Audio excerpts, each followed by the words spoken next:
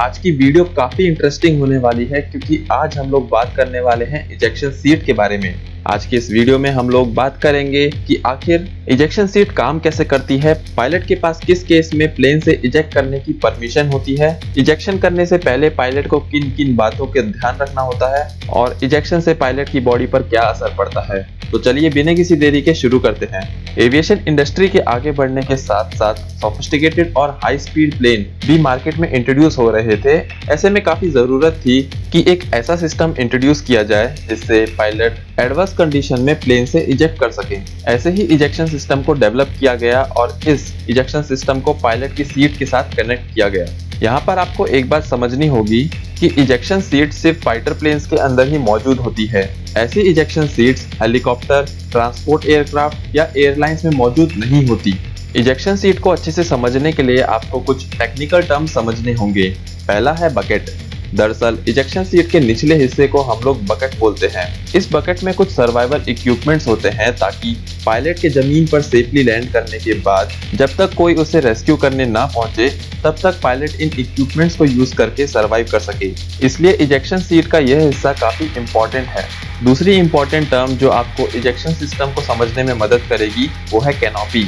Pilot के ऊपर लगी ट्रांसपेरेंट लेयर जिससे पायलट फाइटर प्लेन से बाहर या अंदर आता है, उसी को हम लोग कैनोपी बोलते हैं। तीसरा टर्म है डॉग पैराशूट। यह पैराशूट इजेक्शन सीट में मेन पैराशूट से पहले रखा जाता है। यह पैराशूट दरअसल पायलट के इजेक्शन करने के बाद इजेक्शन सीट की स्पीड को कम करने के लिए यूज होता है। और लास्ट टर्म है 0-0 इजेक्शन। जब कोई पायलट 0 एल्टीट्यूड पे इजेक्शन करता है यानी रनवे पे इजेक्शन करता है तो उसे हम लोग बोलते हैं 0-0 इजेक्शन। अब यहाँ तक तो हमने सारी चीजें समझ ली। अब देखिए, जब एक पायलट इजेक्ट करता है तो उसे एक प्रॉपर पोस्चर मेंटेन करना जरूरी है क्योंकि जब पायलट इजेक्ट करता है तो उस पर काफी ज्यादा फोर्स लगती है।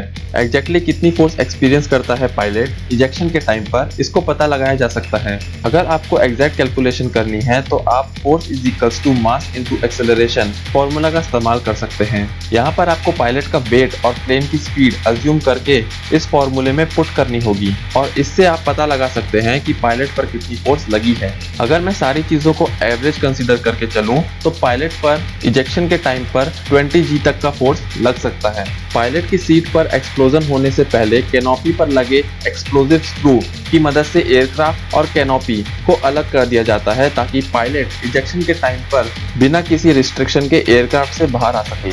जब एक बार एक्सप्लोजिव स्क्रू की मदद से कैनोपी अलग हो जाती है तब पायलट की सीट के नीचे लगे एक्सप्लोजिव एक्टिवेट हो जाते हैं और पायलट सीट के साथ एयरक्राफ्ट से बाहर आ जाता है। जब पायलट एयरक्राफ्ट से इजेक्ट होता है तो उस समय पायलट की स्पीड काफी तेज होती है और उसको कम करने के लिए यूज होते हैं डॉज पैराशूट और फिर पायलट अपनी सीट से अलग हो जाता है। एक बार जब पायलट सीट से अलग हो जाता है तो उसके बाद पायलट अपने मेन पैराशूट से जमीन पर सेफली लैंड कर जाता है। अगर पायलट किसी सेफ जगह पर लैंड हुआ है तो उसे रिकमेंड किया जाता है कि आप अपनी पीठ के बल लेटे रहें जब तक कि आपको कोई रेस्क्यू करने के लिए ना आए। पर अगर आप ऐसी जगह पे लैंड करते हैं जहां पर इतनी आसानी से रेस्क्यू नहीं किया जा सकता तो उस समय पायलट अपने बकेट में मौजूद सर्वाइवल इक्विपमेंट्स का इस्तेमाल करते हैं और एटीसी को अपनी लोकेशन की जानकारी लगातार देते हैं ताकि उनको रेस्क्यू किया जा सके।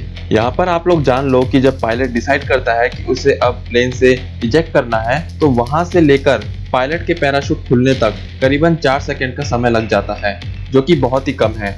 अगर पायलट ने इजेक्शन करते वक्त कुछ चीजों का ध्यान नहीं रखा तो उसकी मौत होना तय है।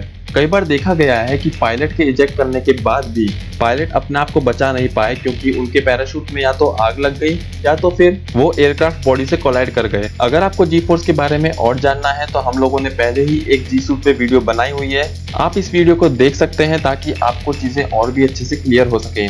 आई होप जितनी भी बातें हम लोगों ने आज की वो सारी बातें आप लोगों को समझ में आ गई होगी, लेकिन फिर भी आपका कोई डाउट है तो आप मुझसे कमेंट सेक्शन के थ्रू पूछ सकते हैं। लाइक करें वीडियो अगर आपको पसंद आया हो, अपने दोस्तों के साथ शेयर करें।